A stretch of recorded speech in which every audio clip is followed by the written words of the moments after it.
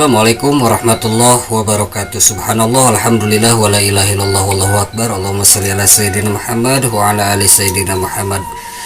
Begitu banyak hidangan dari Allah Subhanahu wa taala, salah satunya Allah beri kesempatan kita untuk senantiasa taat kepadanya dan taat kepada Rasulullah sallallahu alaihi wasallam. Di bulan suci Ramadan ini banyak begitu aktivitas ibadah. Dan Allah Subhanahu wa taala mencatat setiap amal kebaikan kita, amal ibadah kita berlipat-lipat ganda di hadapan Allah Subhanahu wa taala.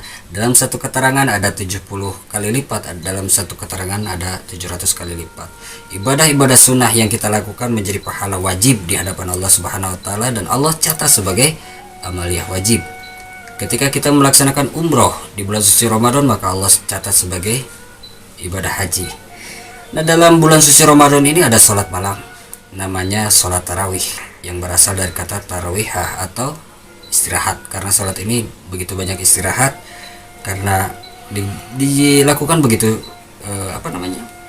santai, 2 rakaat kita salam dan kita memperbanyak zikir, kemudian kita lanjutkan kembali.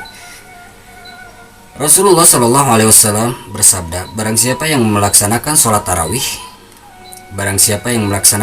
tarawih, maka Allah Subhanahu wa taala akan mengampuni dosanya di tahun lalu. Hadis riwayat Bukhari.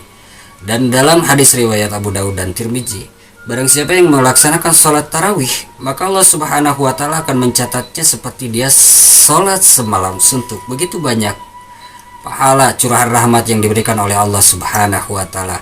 Dan saya akan mengutip daripada salah satu kutipan, meskipun menurut para alim ulama ini adalah hadis-hadis lemah, tapi untuk memotivasi kita senantiasa meningkatkan kualitas ibadah kita, meningkatkan dan ingin memperbanyak ibadah dan ingin istiqomah dalam ibadah, untuk perkara semangat, para alim ulama menyatakan tidak jadi masalah untuk hadis-hadis ini dibawakan untuk menyemangati atau menaikkan jazbah kita untuk senantiasa beramaliyah ibadah. Kita mengutip daripada kitab Durratun Nasihin. Fadilah keutamaan di malam ke-26 bagi orang yang melaksanakan sholat tarawih di malam ke-26, Allah Subhanahu wa taala akan mencatat amal ibadahnya sampai 40 tahun ke depan. Ini senantiasa harus menjadi motivasi kita untuk benar-benar meraih ridho Allah Subhanahu wa taala di bulan suci Ramadan ini. Terus bersemangat dalam kebaikan. Dan inilah keterangan yang diambil dari kitab Durratun Nasihin sebagai bahan motivasi kita untuk senantiasa meningkatkan amaliyah ibadah kita di bulan suci Ramadan, menjadi penambah semangat bagaimana meningkatkan jazbah untuk senantiasa taat kepada Allah Subhanahu wa taala.